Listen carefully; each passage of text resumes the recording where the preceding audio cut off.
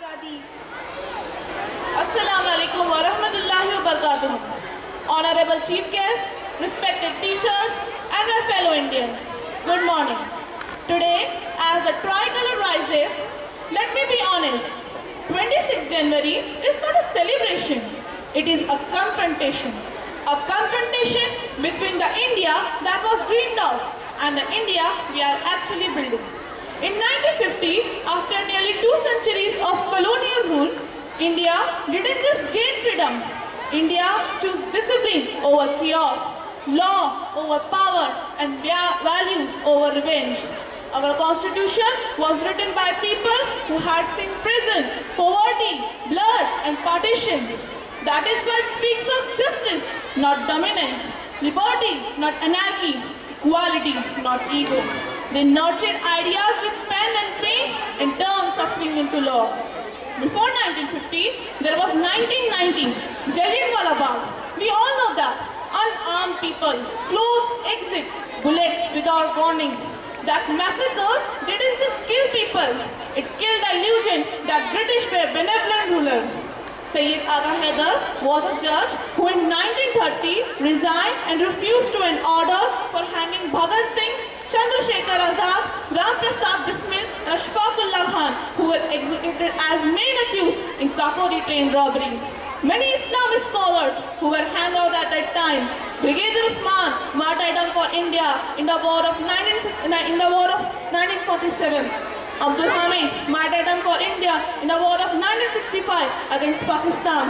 Abu Kalam Azad, the first education minister whose main role in establishing IITs and UGC. APJ Abdul Kalam, who developed ballistic missile Agni Prithvi, by which India can stand against the warning of America, Russia, China. These were the faithful heroes of India. Subhash Chandra Bose, who shook the British Empire by declaring that freedom would be taken, not begged for. They didn't wait for permission. They raised their character so high that history had to listen. Let me say this clearly. Patriotism is not a shouting slogan. Patriotism is a standing firm for the country. In past, patriotism means jail, exile, or death. Today, patriotism means honesty for the country, and shortcuts are available. Remember 1947, freedom came, but it came drenched in blood. Millions displaced, families torn apart. At a time when many new nations collapsed into military rule, India trusted its people, and yet India chose democracy over dictatorship. Dr. Bhimrao Ambedkar warned us, a constitution is only as strong as the people who uphold it. That warning was not meant for history books. It was meant for every generation after. Rahat Indori said, "Sabhi ka khoon hai shamil yahan ki mitti mein. Sabhi ka khoon hai shamil yahan ki mitti mein. Kisi ke baap ka Hindustan thodi hai." This nation belongs to sacrifice, not ownership. Today, India is young, powerful, ambitious, but power without memory becomes arrogance. What is the use of education if it doesn't create courage? What is the use of freedom if it creates careless citizens? Andhbhag. As students, many of us think I'm too young to matter. History disagrees. Most revolutionaries were young. What they had was not age. It was spine. It was firmness.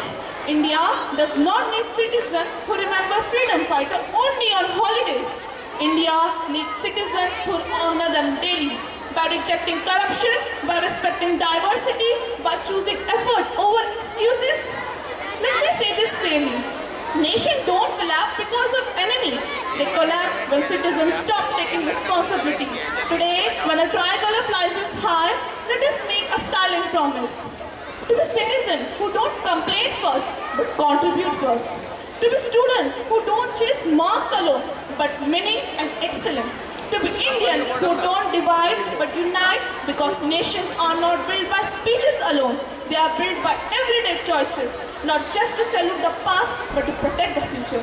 India is not just a land from Kashmir to Kanyakumari. India is a struggle, a memory, and a responsibility.